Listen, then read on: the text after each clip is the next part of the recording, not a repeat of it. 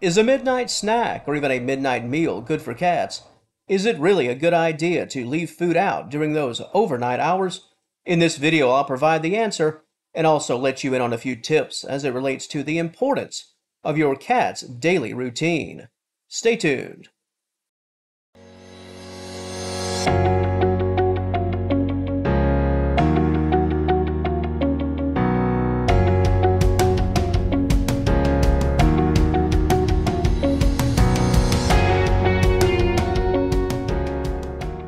Ladies and gentlemen, I'm here to tell you that leaving food out for your cat is really not ideal and simply not necessary if your pet is already consuming a balanced diet. If your cat is receiving a hearty breakfast, lunch, and dinner, especially a late dinner, as in not too long before you personally go to bed, an overnight meal or snack that is simply left out just isn't important. When it comes to food consumption and how the body operates, cats, well, they're a lot like us. Every 8 to 10 hours or so, it's mealtime once again, and this is one of the main reasons why leaving food out overnight is not necessary. Question time. Do you wake up around 1 in the morning and have a steak? Well, probably not. Cats are the same.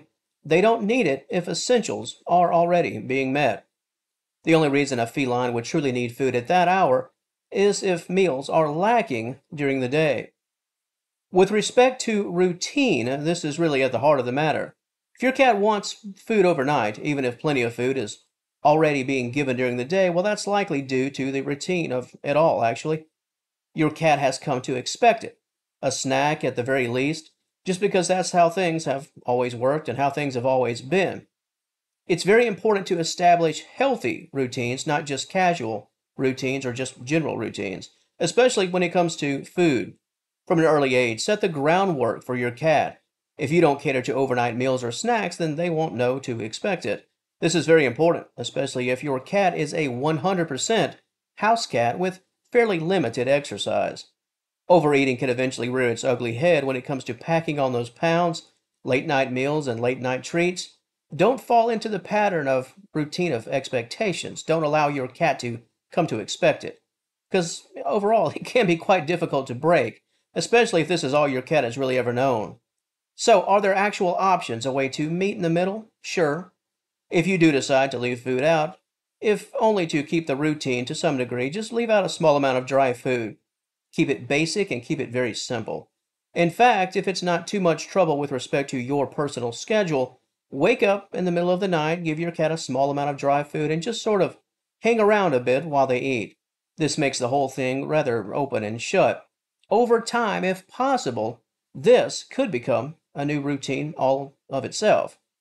Another thing I'd like to include within this topic is the concept of a leftover dinner. In some cases, food consumption in the middle of the night is not really fresh food being placed in a bowl, it's existing food from hours prior that is still very much available. When it comes to feeding your cat, make it a priority to avoid the open buffet. What I mean by that is the basic concept of just filling up a food bowl and allowing your cat to come and go at all hours of the day and night. It's important when maintaining a healthy diet to allow your cat to have specific meals rather than just food being poured out for the take, if you will. The open buffet blurs the lines between breakfast, lunch, and dinner and cuts the cord of mealtime entirely, which is something you do not want.